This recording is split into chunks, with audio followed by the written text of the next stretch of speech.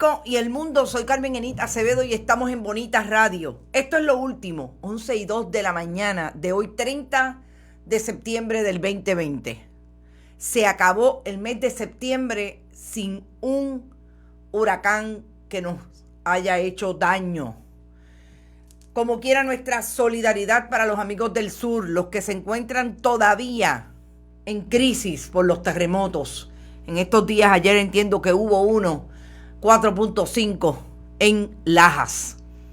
Se queda el mes de septiembre, que como ustedes saben es el mes y estas últimas 2 semanas las más críticas siempre en el calendario puertorriqueño con relación a los huracanes.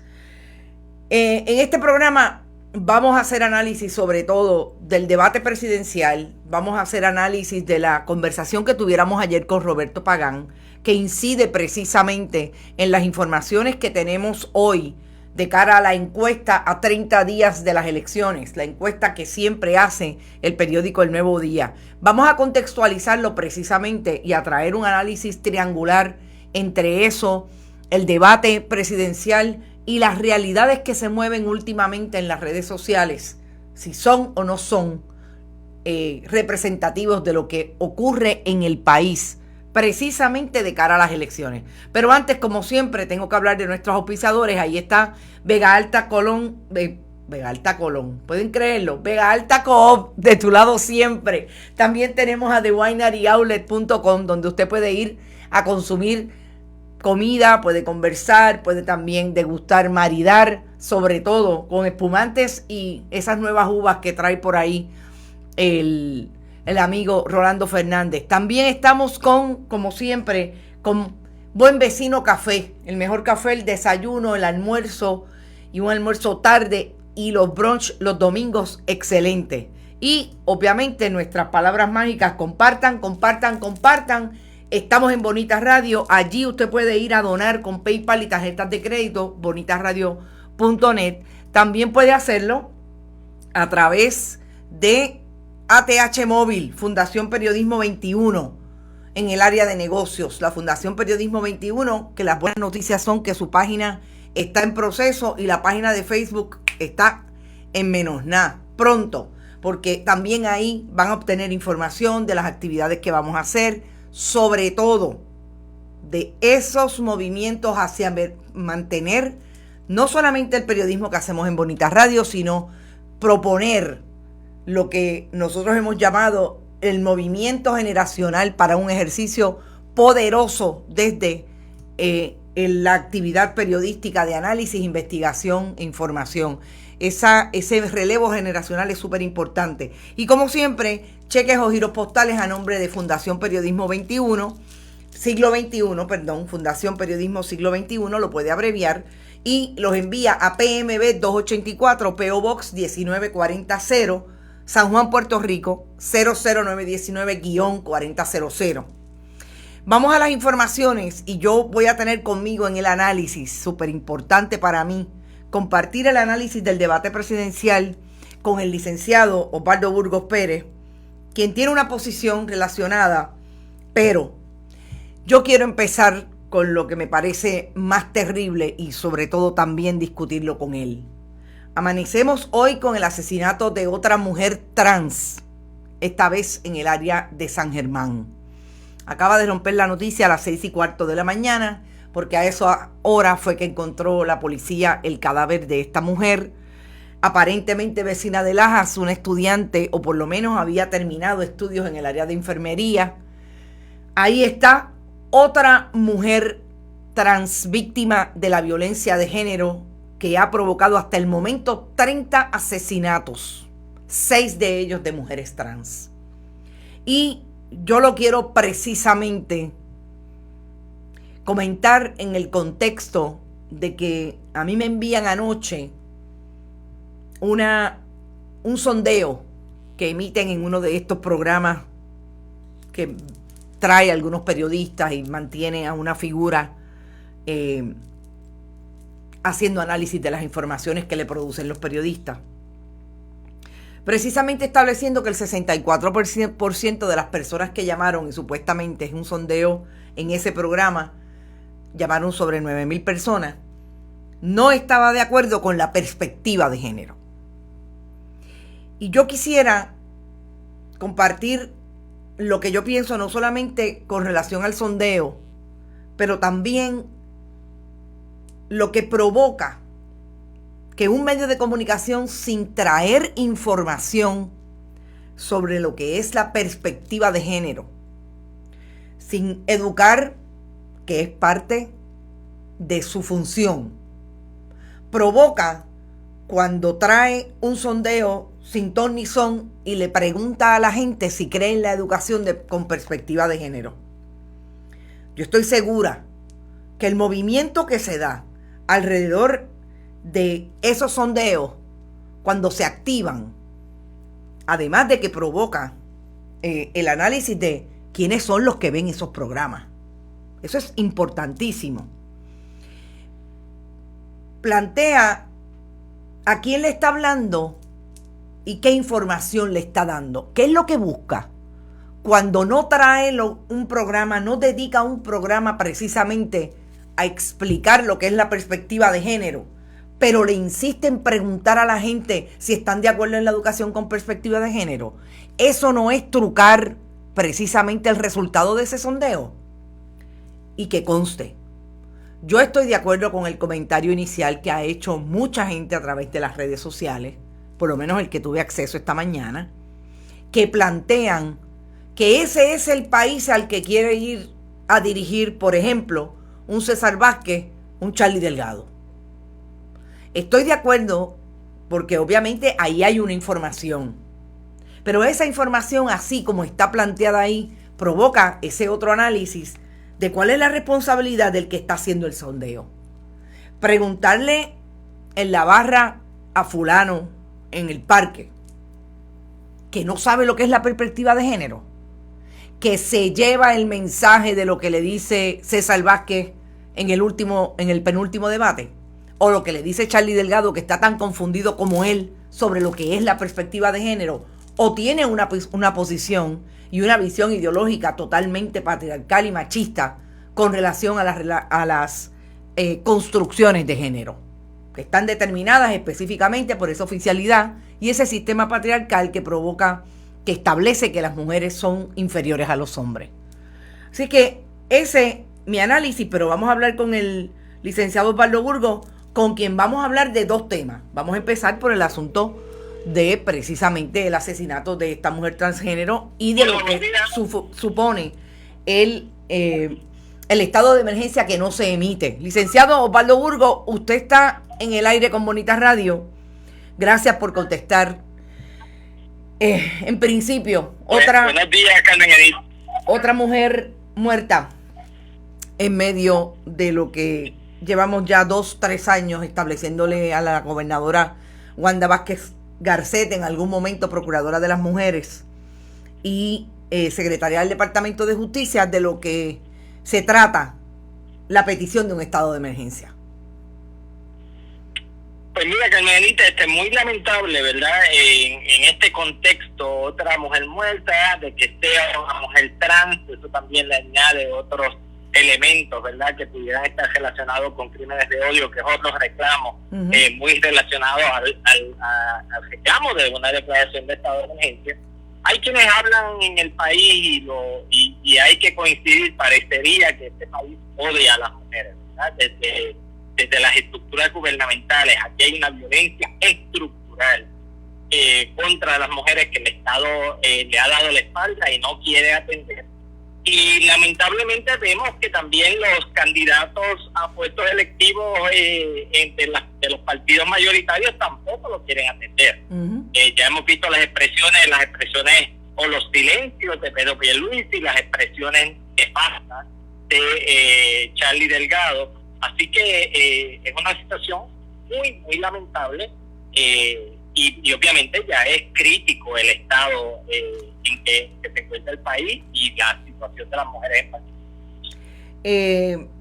Parecería que no hay ninguna posibilidad de que el gobierno de Puerto Rico tenga alguna presencia estableciendo no solamente la investigación propiamente, estableciendo que hay una contestación al país después de la manifestación que tuvieron las diferentes organizaciones el pasado lunes. ¿Cuál es el mensaje que usted cree que le envía, además de que las mujeres no importan?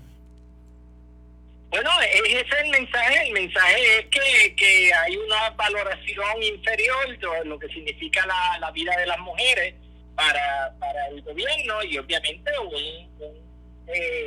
sentido de impunidad total para aquellos que atentan contra la seguridad, la integridad física y la vida de las mujeres, ¿no? Porque por un lado no se atiende la situación de emergencia del país, y por otro lado no se atienden los reclamos de las mujeres que no son nuevos. Estos son reclamos que vienen por años. O sea, las mujeres vienen reclamando esto.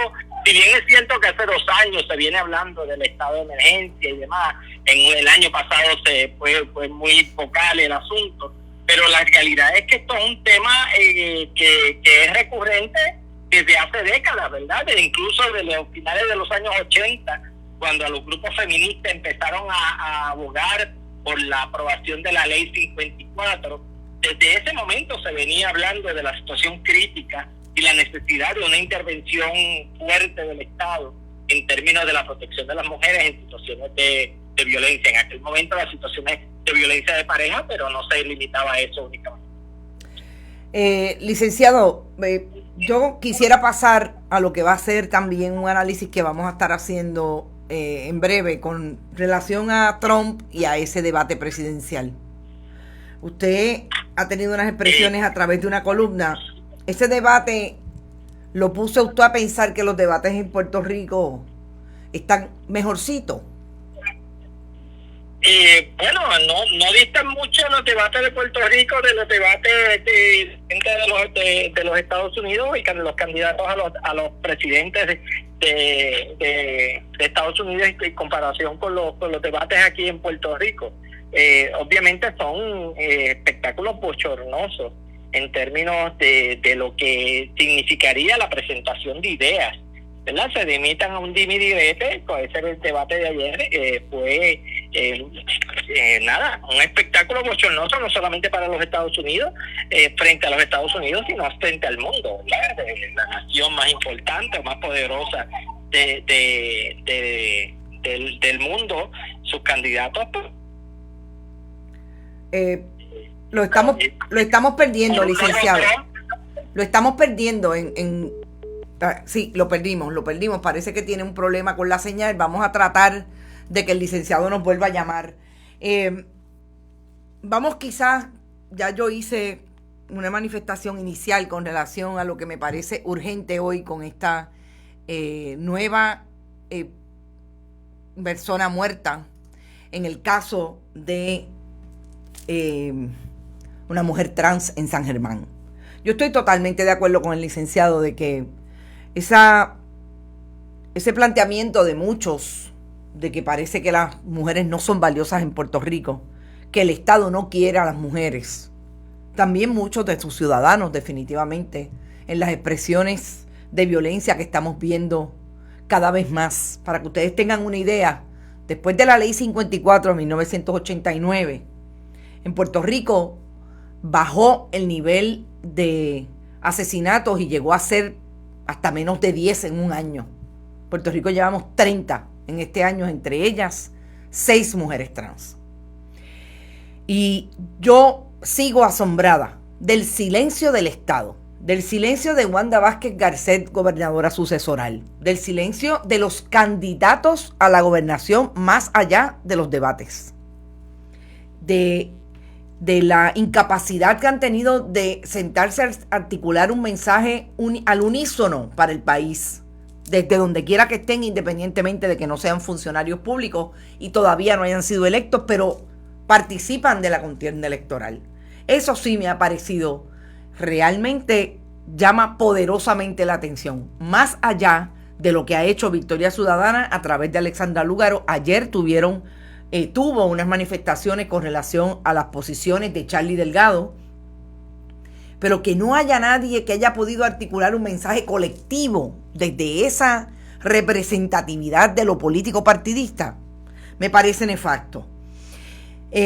Vamos a tratar, no sé si el licenciado va a poder volver a llamar, pero vamos a dejarlo sonando para ver si es posible. Entonces, con relación al caso de Rosimar Rodríguez González, hace un momento la Policía de Puerto Rico comenzó un análisis del vehículo ocupado, donde supuestamente fue el vehículo que se utilizó para secuestrar a esta joven, o por lo menos llevársela a la fuerza, que no es otra cosa que secuestro. Hay 3 hombres que son de interés en la investigación. Uno de ellos aparentemente había tenido una relación con esta joven.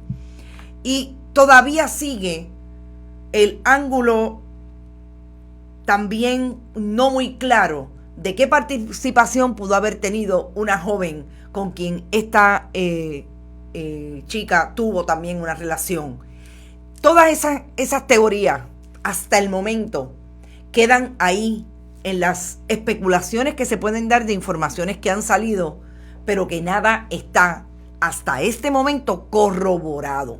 Yo creo que eso es súper importante, porque sabemos que aquí hay investigadores múltiples desde que las redes sociales son redes sociales. Y ahí está la gente ya especulando una cosa y otra. De que hay un crimen por razón de género, aparentemente todo tiende a establecer que es así. Y me parece que el caso de Rosimar Rodríguez González precisamente se ve en un momento en que sigue tomando vigencia la urgencia de establecer un estado de emergencia. Por eso me parece más importante el asunto del sondeo que ayer aparentemente se dio en ese canal tradicional. ¿Por qué?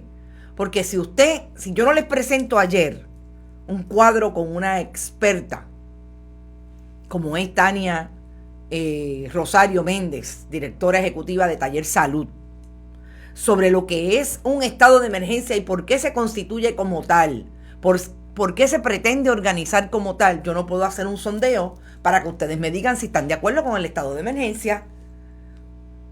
Y yo les advierto, yo soy enemiga de los sondeos, porque la gente les llama encuesta, pero son sondeos. Cuando usted coge el teléfono y usted dice, mira, sí, yo quiero votar sí, o usted hace una búsqueda en una aplicación que le dan para votar sí o no, eso es un sondeo, eso no es una encuesta científica. Entonces, me parece que ahí es donde está la responsabilidad mediática. Lo más seguro, los fundamentalistas religiosos, y voy a cambiar esta imagen porque ahora me voy a ir entonces al asunto Trump. Los fundamentalistas religiosos que son trumpistas, como la senadora Naida Venegas del Partido Nuevo Progresista, senadora por Carolina, activaron a sus huestes de la misma manera que el partido político de mayoría, en este caso Partido Nuevo Progresista y Partido Popular Democrático, en un momento de la historia activaban las famosas llamadoras. Y tengo que decir llamadoras porque casi todas eran mujeres. Que a mí me cuentan que había un candidato que llegó a ser representante por un momento, Pompi González, en el Partido Nuevo Progresista, que en su casa se activaba un comité de llamadoras para llamar a los medios tradicionales a hablar el discurso y los talking points que el partido político le había dado. Yo estoy segura que ayer, con relación a ese sondeo que estaba haciendo ese medio, se activaron los fundamentalistas religiosos. Y ahí está. Porque esa no es la representatividad, por lo menos en términos del sondeo del país. Sí te dice mucho. Sí te dice mucho de por dónde está el país. Definitivamente, no solamente hay desinformación, hay una actividad y una actitud y una ideología patriarcal, pero súper penetrada en las diferentes comunidades, y así piensa mucha gente en Puerto Rico. Y eso es una realidad, de que la perspectiva de género es para que los niños y las niñas hagan lo que las feministas quieren. Hasta ese nivel han llegado. O sea, sin ponerle profundidad al pensamiento, sin establecer un pensamiento crítico que los pueda llevar a definir lo que es la perspectiva de género. Y entonces ahí es que la puerca entorcha el rabo. Con personas como Naida Venegas, que además de ser una fundamentalista religiosa, y precisamente porque lo es, porque estos son los grupos de Trump, es puertorriqueña con Trump. Y no solamente ella participa de un grupo de puertorriqueños, y así lo dijo en sus redes sociales, que le enviaron esa camiseta y que son puertorriqueños en la diáspora. Sobre todo vi fotos de Florida y de Texas, de esos puertorriqueños con Trump, que le enviaron, obviamente también son PNP si estuvieran en Puerto Rico, le enviaron esa camiseta a Naida Venegas. Entonces, dice Israel Rodríguez, ellos mismos están divididos en este asunto y para mí existe discriminación entre ellos mismos. No sé de lo que hablas, Israel, si me puedes aclarar. Buenos días, familia de Bonita. Ivette Torres está por ahí, Nena Cruz, Milagro Fernández. El debate presidencial, el lobo acusa al zorro y el zorro acusa al lobo. Saludos, Milagros, espero que estés muy bien. La fecha del header debería ser 39. Gracias, Ramón Cardona, ya mismo lo arreglamos. Un sondeo en donde no se explica qué es cada cosa, es un sondeo incompleto, no tiene base científica y esto lo hace más una cosa mediática. De eso es lo que se trata para mí. O sea, yo creo que la responsabilidad nuestra va mucho más allá. Por eso quería empezar por ese tema. Entonces, si vamos a hablar del debate presidencial, yo tengo un análisis hoy que quisiera que lo compartamos desde el punto de vista de lo que ha sido para mucha gente que vio este debate seguir definiendo, y en efecto pasó, seguir definiendo a Donald Trump como una persona que en efecto es machista, en efecto es discriminatorio, es un bully, es un homofóbico, es una persona que no tiene profundidad en el debate y no contesta desde esa profundidad. ¿Qué más podemos decir de Donald Trump? Todo lo que sabemos desde el día 1 es totalmente cierto. Eso es Donald Trump. Nada de lo que no sabíamos desde el 2016. En ese debate, el periodista Chris Wallace contestó, interrumpió por lo menos en 5 o 6 ocasiones, porque Donald Trump no dejaba hablar a Joe Biden e interrumpía todo el tiempo para decir nada, para hacer lo que él sabe hacer. Hablar de fake news, hablar de que todo estaba muy mal cuando los demócratas dirigían el país con Barack Obama, para traer unos números que nadie sabe de dónde los saca, pero los lanza. Eso es lo que definitivamente tiene acostumbrado Donald Trump a ese país y a las audiencias noticiosas y las que ayer estaban conectadas a ese debate. Desde el día 1 que es candidato hasta el día de hoy, después de 3 años y medio, 4 años en la presidencia. Eso está claro. Donald Trump ayer, para mí, le habló a esas huestes que son las que logró avivar a partir del 2016 para ganar esa elección. 2015, un año antes, venía mucho antes, pero con mucha fuerza y muy dirigido y con una estrategia y una estructura de propaganda brutal, por lo menos un año y medio antes. Esa gente salió y ahí están y ganó Donald Trump. ¿Cuál es para mí la diferencia en ese debate? Primero, que yo creo que Joe Biden, que no es el mejor candidato definitivamente del Partido Demócrata, en términos de no solamente de lo que han podido sacarle con relación a sus manifestaciones y sus agresiones o sus hostilidades, hostigamientos contra las mujeres, muy alrededor de su vida política, sino también por un cansancio, para mí, natural del político, que además de un cansancio político, está relacionado con un cansancio físico. Y se le nota, la proyección es esa.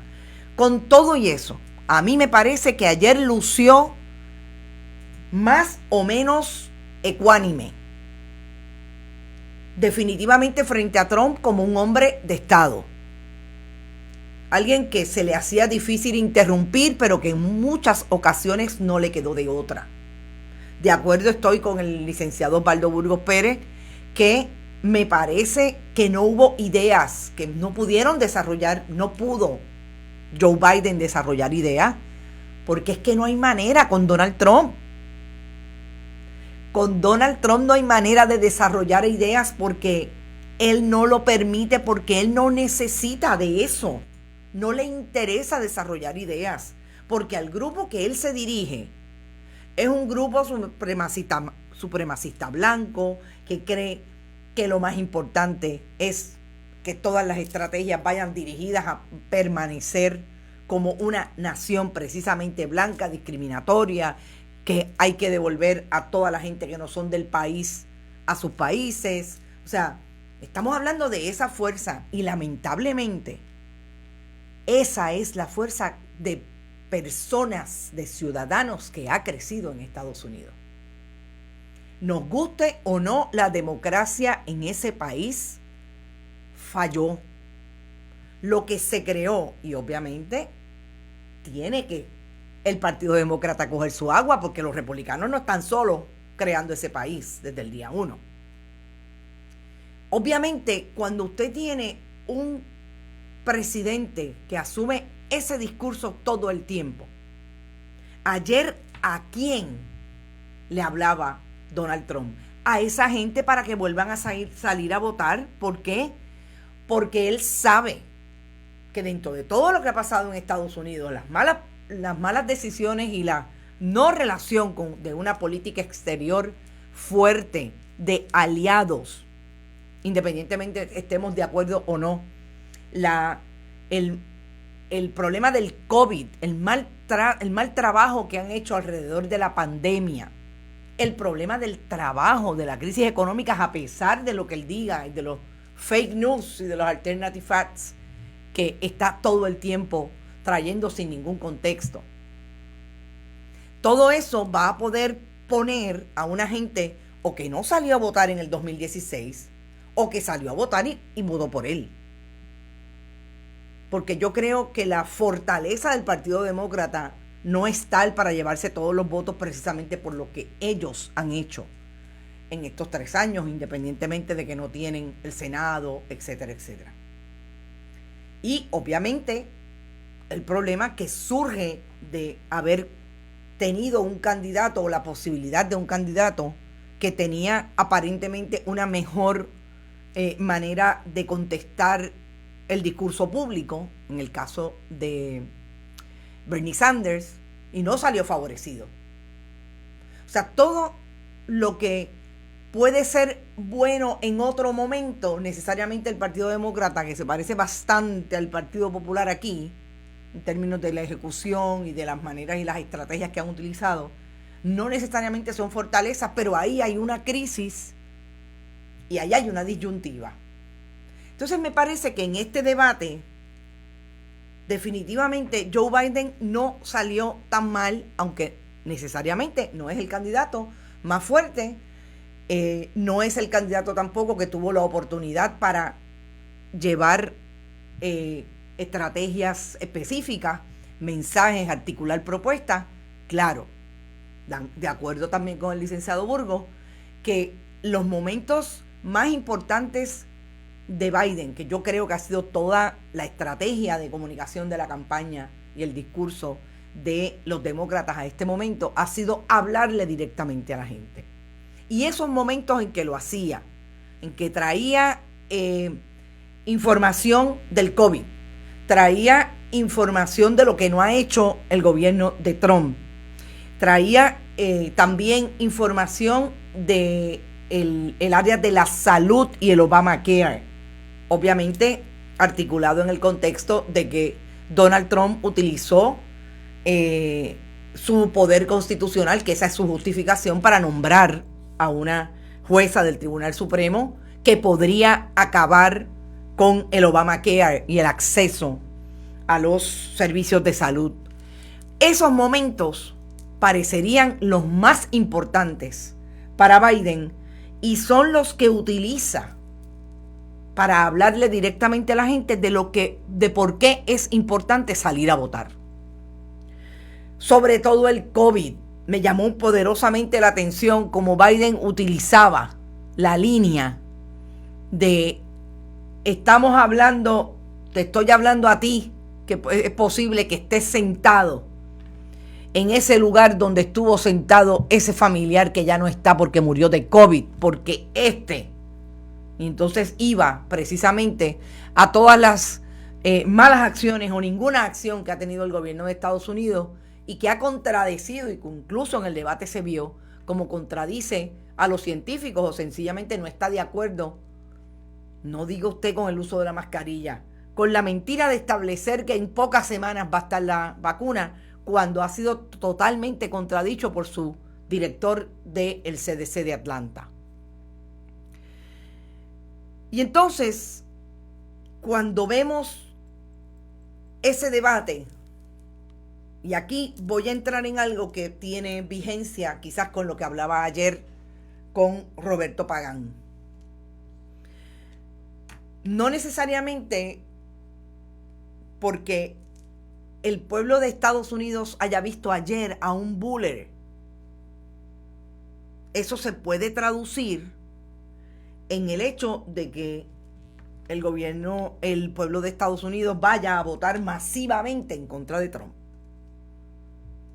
Porque ese es él, desde que gobierna esa nación, desde que hace campaña. Y eso obviamente habla de esas audiencias y de ese pueblo que está avalando o no a una persona como esa. Pero yo creo que hay, a partir de lo que ha ocurrido en Estados Unidos, además del COVID y de todas estas otras instancias, el asunto de las protestas y de dónde está parada la seguridad de los estadounidenses, llámense, entiéndase, negros, inmigrantes, todos los grupos, puertorriqueños y puertorriqueñas. Sí, no me vengan con el cuento de que porque tienen ciudadanía americana los tratan igualito, porque así no es. Entonces, si eso va a tener o no una importancia para avivar y tratar de sacar a esa otra gente a votar que nunca vota. Recordemos que Estados Unidos tiene una participación bien baja. Pues yo creo que va a ser importante. Y esos debates, se den o no, que ahora no sabemos, supuestamente hay 2 pendientes, también serán importantes mirarlos desde ahí. Si la gente se va a convencer de salir a votar porque tienen que sacar a Trump por esas otras instancias y esas otras realidades que trata de levantar el Partido Demócrata, que me imagino que están tratando de levantar las personas a nivel comunitario, los grupos de poder a nivel comunitario, para que la gente salga a votar, porque puede ser más trágico de lo que ya está haciendo. Ahí está el Black Lives Matter, ahí está toda la participación de la policía, desde el Estado, desde lo que se conoce como el discrimen estructurado, que no va muy lejos del discrimen estructurado que vemos aquí cuando no se establecen los estados de emergencia con relación a la violencia contra las mujeres. Así que esos son mis 2 centavos con relación al asunto del debate. Trump dejó claro que no va a soltar la presidencia. Lo más peligroso de ese debate es precisamente el llamado de Trump a que su gente salga a la calle a defender el voto porque le quieren robar las elecciones. Y ahí están los paramilitares y ustedes han visto como en Louisville, Kentucky, ha salido la gente a la calle con armas de fuego sin ningún empacho a las 9 de la mañana porque ellos van a defender la democracia de Trump. Y eso sí es un súper peligro. Pero nosotros en Puerto Rico tenemos gente como Naida Venegas apoyando y tomándose fotos con la foto de Trump. Ahora, pregúntenle a Naida Venegas qué ha hecho Trump por los puertorriqueños en Estados Unidos y en Puerto Rico. Pregúntenle a Naida Venegas qué es lo bueno que ha traído la administración Trump. Me imagino que recitará como Jennifer González los alegados 50,000 millones que dice Jennifer que trajo porque Trump se los dio. Ellos se pasan la chequera. Con eso es que tenemos que bregar. Entonces, si venimos a Puerto Rico. Y venimos precisamente a hablar de encuestas y de posiciones con relación a las elecciones. Tenemos que hablar de la encuesta del Nuevo Día hoy. Esa encuesta del Nuevo Día, que ustedes saben, conocen la trayectoria, 28 años. Hoy hacen alarde de los 28 años que llevan publicando una encuesta de cara a las elecciones, etcétera. Yo creo que va a haber una encuesta, si no me equivoco, la última se publica a 2 semanas. Establece que hay un virtual empate entre Charlie Delgado y Pedro Pierluisi. Y yo les confieso que no me gusta entrar en cuáles son las posibilidades de pegarla o no pegarla. La encuesta tiene una metodología y ya hablaremos de la metodología, sobre todo porque cuando terminen de publicar, sobre todo mañana, que vienen los resultados del municipio de San Juan, que son los que básicamente siempre colocan, además de los candidatos a la gobernación, vamos a poder ver cómo esa metodología nos dice algo de estos resultados y a dónde van, etcétera. Sobre todo el periodo y en medio de pandemia, interesante. Pues aquí hay unos números que, dependiendo de esa metodología, nos podrían decir si el Puerto Rico del 2017 al 2020 y todo lo que ha ocurrido coloca a un electorado molesto o sin ganas de repetir el bipartidismo, por hablar con el lenguaje que se está utilizando ahora mismo con relación a diferentes campañas. Pues si usted mira esa encuesta, necesariamente no, ¿verdad? Porque se repite, si hay un virtual empate, pues entre Charlie Delgado y el Pedro Pierluisi, pues son los rojos y azules.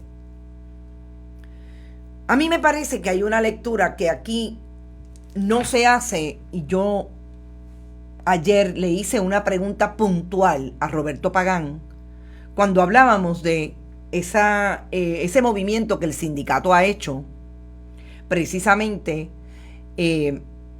apoyando a Victoria Ciudadana y a sus candidatos, que lo está haciendo desde el 2016 con relación a Alexandra Lúgaro y a Carmen Yulín Cruz en términos de candidatos.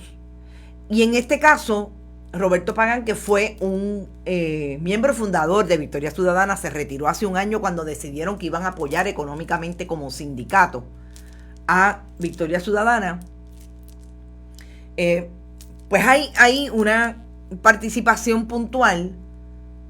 Y yo le hacía una pregunta porque me parece que a lo que ha apostado Victoria Ciudadana en términos de sus estrategias es precisamente a las redes sociales y al demográfico joven, que obviamente utiliza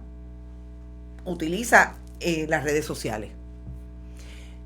Eso en esta encuesta podría validarse porque Alexandra Lúgaro tiene un 13% y precisamente el grupo de mayor participación apoyando a su movimiento, a su partido, es el grupo entre 18 y 34 años. Así que ahí hay un trabajo que hacer y un trabajo que han hecho.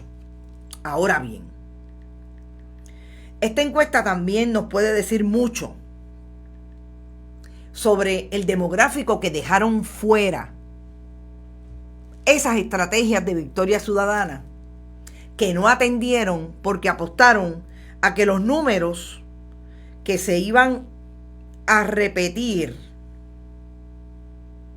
en el 2016, en el 2020, pero sobre todo que iban a ser mayores en la reinscripción y en la inscripción por primera vez, era la de ese demográfico joven. Entonces, apostar a ese solo grupo dejó fuera al grupo de mayor crecimiento en Puerto Rico, que son las personas, entre otras, de 60 años o más. Y que conste que hay mucha gente de 60 años o más que utiliza las redes sociales. Pero si tú no le hablas, si tú tienes un discurso como el que aparente, y es que no lo he encontrado y no lo puedo afirmar, pero mucha gente me ha dicho que en efecto lo dijo, que Juan Dalmau dijo en el último debate que la culpa de que no haya habido un crecimiento o que se haya votado siempre por el bipartidismo la tenían los baby boomers. Pues si tú no utilizas esos mecanismos de redes sociales u otros para hablarle a ese demográfico, pues si tú te quedas en el demográfico de 18 a 34, tú no vas a tener crecimiento. No. Y es posible que Alexandra Lúgaro, persona, lo tenga, porque obviamente podría estar tercera versus lo que ocurrió, aunque más o menos ella estuvo tercera, no, ella estuvo, sí, tercera y cuarta, consideren las elecciones del 2016. Pero para mí lo más interesante de todo esto es precisamente los últimos números de la Comisión Estatal de Elecciones. En el 2016 se inscribieron 178,032 nuevos electores. En el 2020, 121,358. Gente, ahí hay 50,000 jóvenes menos. Son nuevos electores. Estos son los números de la Comisión Estatal de Elecciones. Si fallo, oiga, y son de ayer. Yo los pedí precisamente para tratar de empezar a hacer ese análisis con números de esos nuevos electores. Por primera vez van a votar porque tienen 18 años y pueden votar. Entonces, no solamente es el factor de que aquí hubo un éxodo durante María. También, ¿qué pasó? ¿Qué no les interesa? O el grupo, ese grupo joven también está pensando votar con el bipartidismo. Son preguntas. Yo no lo sé, no lo tengo asegurado, o sea, no, porque yo puedo oír comentarios, me pueden decir, pero no lo tengo en números, no lo tengo en ciencia. Y todo eso es importante a la hora de usted hacer un análisis como este, porque a quién le están hablando los diferentes grupos. Sabemos a quién le habla el PNP y a quién le habla el Partido Popular, sobre todo un Charlie Delgado que aparentemente está hablándole al fundamentalismo religioso, para tratar de dividir entonces el voto entre Proyecto Dignidad, el PNP y el Partido Popular, porque ahí está. Y yo creo que eso es importante. A mí me llamó la atención que Roberto Pagán ayer, cuando yo le hice la pregunta puntual, me dijo que definitivamente había que hacer una estrategia y que supuestamente Victoria Ciudadana la tiene con relación a las pensiones, y ahí hay un grupo de personas de edad avanzada, 60 años o más por lo menos. Lo que pasa es que yo no creo que haya sido, primero, suficiente, y segundo, que sus candidatos no necesariamente apelan. Y yo les voy a hablar de San Juan. San Juan, que no solamente es estadista, que el 58% de su población tiene 60 años o más. ¿Ustedes creen que se ha hecho un trabajo estratégico, por lo menos visible, para atender esa población? Esa es la gente que vota en San Juan. Tradicionalmente en Puerto Rico la gente joven no votaba. Aparentemente vamos a ver un número mayor de esa gente votando, pero entonces no se puede hacer el análisis de que el país no entendió necesariamente que lo que ocurrió con Ricardo Rosselló Nevares, Ricky renuncia, Huracán María, pandemia, gobierno sucesoral, no le hizo mella a la gente para ir a votar, porque sabemos que eso no puede ser lo único. La realidad que estemos viviendo, a la gente hay que repetírsela 1,200 veces. Por eso me parece tan importante que el proyecto de educación no se puede abandonar en ninguna de las discusiones que tenemos aquí hoy. No se puede abandonar, y es prioritario en el área de la violencia contra las mujeres y la violencia de género. No se puede abandonar en el asunto de repetirle a la gente cuáles son las posibilidades de que este perfil de gobernante siga gobernando al país con los resultados que tenemos hoy versus estos otros. Pero es ir con proyectos, ir con propuestas, es tocarle a la puerta, es sentarse. Gente, las redes sociales no son Puerto Rico. Yo quisiera que alguien me dijera cuál es la penetración, el factor de reconocimiento. Y esa fue otra pregunta que le hice ayer a Roberto Pagán y me contestó que Victoria Ciudadana tiene suficientes candidatos a legisladora para tener mayoría en la legislatura de Puerto Rico. ¿Quién los conoce? El factor reconocimiento. Una de los asuntos hoy en esa encuesta es el factor reconocimiento de Eliezer. Se me acaba de ir el apellido de Eliezer Molina. Es precisamente que el factor reconocimiento se lo mencionaban, pero no lo tenemos en números porque no necesariamente la gente supo quién era. Y yo he escuchado y he leído análisis en las redes de personas que se dedican a analizar, que hablan de que si los números de las redes son estos en términos de los fans, de los fanáticos que tiene cada candidato, gana fulana o gana fulano mañana. Gente, no es posible. Primero, eso es desconocer cómo se construye esto. El que tiene 250,000 fans no es una persona, un reconocimiento. Puede ser el montón de chavos que le ha metido para que la gente le dé like a su página. Todo eso hay que analizarlo y me parece que lo veo fuera del análisis, ni hablar de que los medios tradicionales no explican eso, porque claro, se les va la vida. Si yo me pongo a comprar fanáticos mañana, fans, como les llaman en Facebook, puedo llegar a 200, quizás 300,000. Pero una de las cosas que nosotros proponemos en Bonita Radio es que ustedes, los que están ahí, los que comparten, son leales y sobre todo participan de nuestra conversación, porque quieren participar de la conversación y eso hace que tengamos lealtad, que tengamos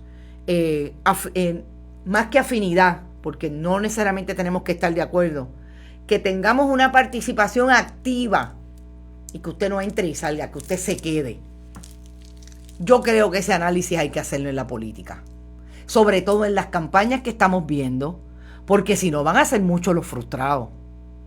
Y yo he escuchado gente que se han tirado al ruedo a decir, nosotros vamos a ganar, nosotros vamos a ganar, nosotros vamos a ganar, y cuando viene el cantazo viene duro. Así que me parece que es importantísimo hacer esos análisis. Dice Sandra, también hay que analizar si las elecciones son realmente democráticas. Claro, sobre todo en un momento en que Puerto Rico va a votar con una nueva ley que nadie conoce. Yo estoy pidiéndole una entrevista al presidente de la Comisión Estatal de Elecciones y no me la ha dado. Y yo quisiera precisamente plantearle cómo es que son democráticas unas elecciones. Y no hemos pasado por el asunto colonia, Estados Unidos, etcétera. Cuando nosotros tenemos una ley que no fue a debate y no tiene el consenso de los partidos que están presentes en la elección de noviembre. Y también, ya dije esto, Ivonne de Los Ángeles, la educación es la llave para abrir la puerta de oro de la libertad, dice George Washington Carver. El que estamos entiendo, chavos, a eso es el PIB, vendiendo la figura de Dalmau como un pop icon. Yo discutí eso aquí, Silvia Antoine, con el propio Dalmau, y bueno, te voy a referir a la entrevista. Él alega que no, y yo estoy de acuerdo contigo. Yo creo que Juan Dalmau se percató de que igual que lo hizo Pedro Rosselló González en los 90, tenía que utilizar su físico para tratar de llegar. Y ahí está. Y hasta ahora esa encuesta lo da cuarto. Yo realmente creo que ahí hay una movilidad interesante entre las personas que están o no están con Victoria Ciudadana y el PIB. Y yo pensaría que el PIB sí va a quedar inscrito y que va a llegar quizás como partido tercero. No sé, creo que los movimientos, por lo menos lo que he podido ver hasta el momento y de diferentes mecanismos y números que tengo de otras estadísticas intrapartidos, que por ahí están los tiros. Murió Quino, el creador de Mafalda, caramba, Carmenceta, gracias por eso. Increíble, este país va a votar porque no le quiten la reforma laboral, porque le quiten más derechos laborales, porque no le devuelvan la fórmula a la Yupi, porque no, bueno, todavía, vamos a ver. Esta elección directa es crítica para mantener democracia y eliminar una cierta medida de lealtad corrupta a los partidos. Yo creo que se nos va la vida por ahí, estoy de acuerdo contigo. Son las 11:53 y de lo único que hablé fue de eso. Yo quería hablar también de COVID, por lo menos déjenme ponerle esta imagen que me pareció interesante, es una imagen resumen de lo que está pasando hoy. El Fideicomiso de Ciencia sigue hablando del asunto del COVID y de los lugares más críticos.